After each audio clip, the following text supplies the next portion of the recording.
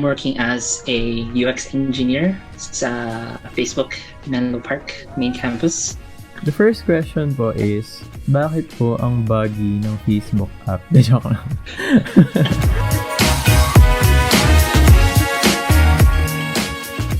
Hello! Welcome sa ating fourth episode na ng Career Paths. In this video series, we're going to talk about the different career paths na you can take after you graduate from computer science. Ayun. Before we introduce our guest, gusto ko lang talaga magpasalamat sa lahat ng nanood nung video ata ni Kuya Cholo. Ayun, I think umabot na ng 14,000 views. So, nagulat talaga kami, Kuya, nung sa Facebook, 14,000 views. So, maraming salamat po sa lahat ng nanood and nag-subscribe. And so, thank you sa lahat ng messages, supporting us. Ayun, sa lahat ng residents ng YSES, sa alumni, ayun, para po sa inyo to. So, thank you talaga. Thank you po sa lahat ng inyong support. Our guest for today is someone very special. Wow. Ayun. So, actually, medyo nai-intimidate talaga ako. Nung si Kuya Gani po kasi yung nag-introduce sa akin sa inyo, Kuya. Sabi po niya na, meron tayong alumni who's working at Facebook. Kaya, ayun, grabe, ayun. So, without further ado, ayun, let's introduce our guest for today, Kuya Neil. Hi, Kuya Neil. Hello. Ayun, so Kuya Neil, would you mind introducing yourself? Hello viewers. Wow, vlog. I'm Neil Bantok. I'm currently I guess official title ko sa Facebook ay IC4, individual contributor 4 in level namin. But I'm working as a UX engineer sa Facebook Menlo Park main campus. I studied comms sa UPLB, batch 2008. Class of 2013, summer grad ako actually. Oh. Hindi ako on time. Wala naman pong problem dun. I know introduction part pa lang to, pero I feel like I should tell you my career, like saan ako nanggaling, saan companies, because I feel like it'll give more context sa mga answers ko later. First job out of college is at StratPoint Outsourcing. I was an Android developer, 3 years building apps for various clients. Then my next job was at Freelancer. Sa BGC, I worked for the company freelancer.com. After that, I did graduate school dito sa US for a year. I studied human-computer interaction at Carnegie Mellon University. Tapos, first job ko out of grad school was at Venmo in New York. Venmo is a subsidiary of PayPal. Ang galing. Think of it as parang GCash. After that, I moved to California, and then this is my second job at Facebook. My second job after grad school is now Facebook. So, yan. So, ayun, di ba? So, nakita po natin yung kung saan nag-start si Kuya. So, syempre, di naman niya nag-jump to Facebook agad after graduating. So, syempre, may pinagdaan din si Kuya to get to where he is right now. So, Kuya, the first question is, how did you become a software engineer at Facebook? So, was it always a plan of yours na mag-work at Facebook, or did it just happen? Ganon? Are you ready for the long story? Okay lang, pag-wala.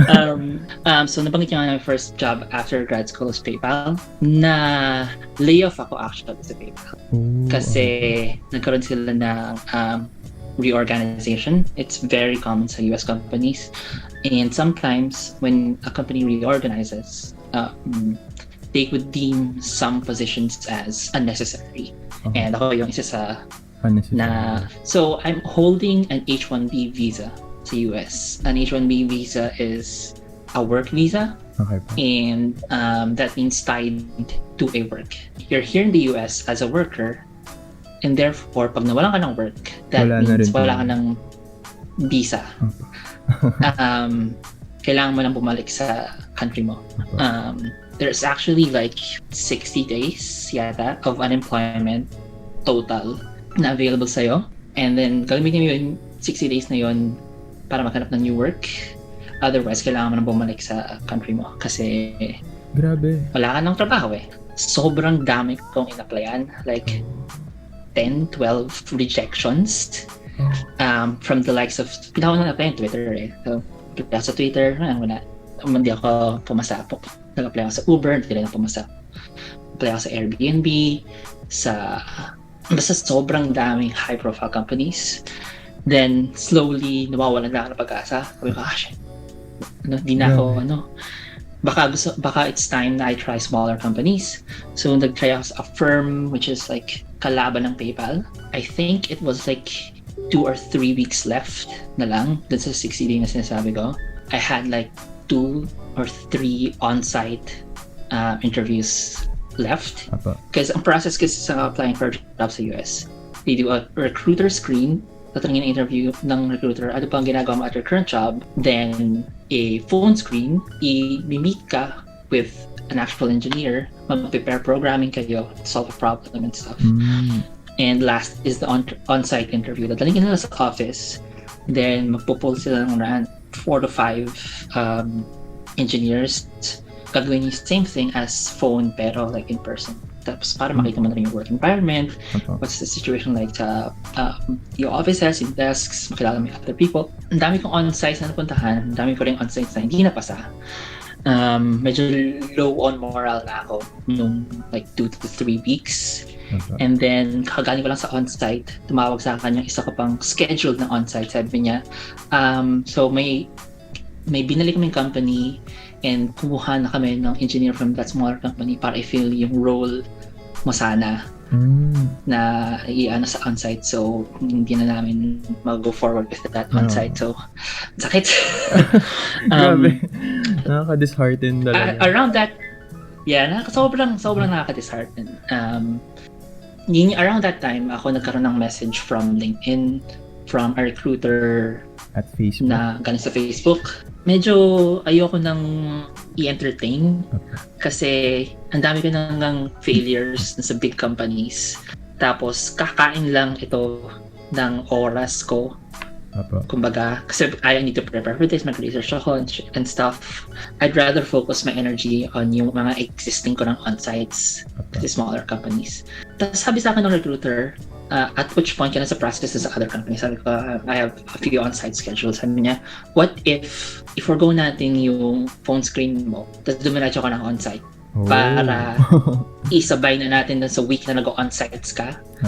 Kasi sabi ko, get an offer soon, and given my visa status, visa requirements, I might accept whatever na mabigyan na sa akin na that week para lang I could stay in the US. Pero yun niya, sabi nila, we don't usually do this, pero depends sa situation niya, baka we can make a case for forgoing the phone interview, jumping straight into on-site. So ginawa nila yun, then they got an on-site for me. I did the on-site, and surprisingly, yung mga tinanong nila sa akin on that particular on-site was the same questions that I studied for the night before, or a few nights before. Sa US, it's very common to go on websites like LeetCode po ba? LeetCode, tama, LeetCode. Okay. So very common lumabas yung mga questions sa LeetCode. Pwede po ba po mag-share lang isang question, kunyari, ganun? I can share a LeetCode question. Okay. It may or may not be something na tinanong sa akin sa Facebook. Username collision detection. Okay ba? Parang username collision suggestion. Parang meron ka ng username na Neil. Tapos, isa-search mo yung database mo, sabihin mo, sorry, taken na ang Neil. How about Neil 1? Okay. Yun yung problem. So, ang problem is get the next lowest number. So, may Neil 1 na, may Neil 2, may Neil 5, pero wala pang Neil 3. Paano mo kukuha na yung Neil 3? Tapos yan. Nakapasa ako, and that's how I ended up at Facebook. Yay! So, since 2019 po, you were working at Facebook na po, no? Mm-hmm. So, kamusta naman po 1 year, 6 months na. Kamusta naman po yung time nyo at Facebook? So, syempre yung language barrier, ganun. And marami po bang Filipinos na nag-work sa Facebook? Yeah, actually, sobrang dami. funny nga during my first day at Facebook, I met a Filipino working at Facebook Philippines, hindi Facebook dito. Every 2 weeks, nagkakaroon ng onboarding. Tapos, sino-onboard nila lahat ng bagong employees, kahit outside of the US. So, but yeah, malaki ang presence din ng Filipinos sa Facebook. Point na meron kaming Filipinos in Facebook na group. Nag-meet every first week of the month. Nag-meet, well, before the pandemic, that is. Yeah, maraming Filipino, and hindi lang engineers. Like, yan isang chef na ako na-meet kasi provided ang food sa Facebook, breakfast, lunch, and dinner on-site. Tapos, yung second question about language barrier, I think, thankfully, na-prepare ako ng grad school. I think ang challenges mo naman as a non-native English speaker is pronunciation. Okay. It's not a bad thing to have an accent unless hindi ka maintindihan ang kausap mo. It took a while for me to have decent enough pronunciation that I don't get like, what do you say? Say that again? When I'm talking to someone. There's also the lack of equivalence when doing a word-for-word translation. Kasi if you're not a native speaker, you think in your native tongue, and then you have to translate your thought into English. Pag nag-word-for-word translation ka, sometimes walang equivalent sa English. For example, paano mo i-translate ang nanggigigil ako? O kinikilig ako. Kaya, pang ilan na ako sa pila. You're gonna be met with a lot of instances like that na you'll think of something in Filipino, translate it word for word, then pause and realize, oops, paano ko sasabihin in English? So I don't think we have a vocabulary problem. It's more of translation. Another thing is like overcoming conventions that we're not used to when we're speaking in Tagalog versus English. For example, Tagalog has gender-neutral pronouns. Yeah. Okay. So, siya, ikaw, ako, tayo, sila. Sometimes, and I've noticed this as well, but I've said this to my Filipino colleagues. Kaya minsan he or she ang sinasabi ng isang Filipino speaker pag nag-English siya kasi we have gender-neutral pronouns. Sanay tayo na hindi isipin kung kausap ba natin ay lalaki o babae. So, yun. Tsaka meron tayong isang word na sa to indicate location. Pag nila-translate mo sasabihin mo sa English, isipin mo paano tamang gamitin? Yung mga in, at, on. Yeah, exactly. So, paano po kayo nakapuntang grad school sa US? Like, ano po yung ginawa niyo to get there? I think yung biggest problem or biggest roadblock of someone na gustong mag-aral sa US is funds. Basically. So, it's a normal college or grad school application. You submit reasons why you want to go or bakit ka nila tatanggapin sa program. Send your resume. Take the necessary certifications like GRE, which is like a grad school knowledge test or something like that. TOEFL. English po. Yeah. And I think the biggest roadblock na is just money. There are ways to get student loans. I needed to find a student loan in the US kasi hirap maghanap ng magbibigay ng student loan sa Pinas. So apparently, like I've noticed sa mga Indian friends ko, very common na magbigay ng student loan for an international school. Tapos kukuhanin na lang collateral yung bahay mo, yung mga ganang tipo. Oh. Yeah. Kasi very confident sila, pinapadala tao sa US, would get a high-paying job and would be able to pay back loans. I don't know if that's a common thing sa Pinas. Parang, when I tried looking for anyway, parang wala makitang student loan sa mga, from the likes of BPI or whatever. So, naghanap ako sa US mismo na magbibigay sa akin ng student loan. And mahirap din kasi you need to know someone who is either a citizen or a permanent resident. para sila yung maging collateral. Parang pag hindi ka makabayad, sila yung hahabulin. Grabe. Nung student loan provider. If you can find a scholarship, that's better. If you can find a student loan provider somewhere, then yeah, go for it. Or if you can find a school na hindi ganun kamahal. Kasi private school yung pinuntahan ko. Pero, ka-level siya ng surprisingly, I didn't know it before. Ka-level siya ng Stanford, Harvard when it comes to computer science. oh, Like, okay. 4 silang number 1. Computer science. Tay-tay sila number 1. Pero sa tingin mo ba, kuya, was it worth it naman? Yeah, Definitely. I think so.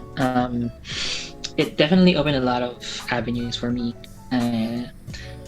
Nga, parang minsan mo lang pwede ilagay works at Facebook. Sa Facebook profile mo na hindi ka sarcastic. Ayan. So ngayon naman po, I'm going to ask you, kuya, some questions naman about software engineering. If someone like me, na hindi naman mahilig mag-aral ng college, to the point na summer grad ako, anyone can get to a point like this. Kuya, pag permanent resident ka na, ikaw yung hahanapin ko.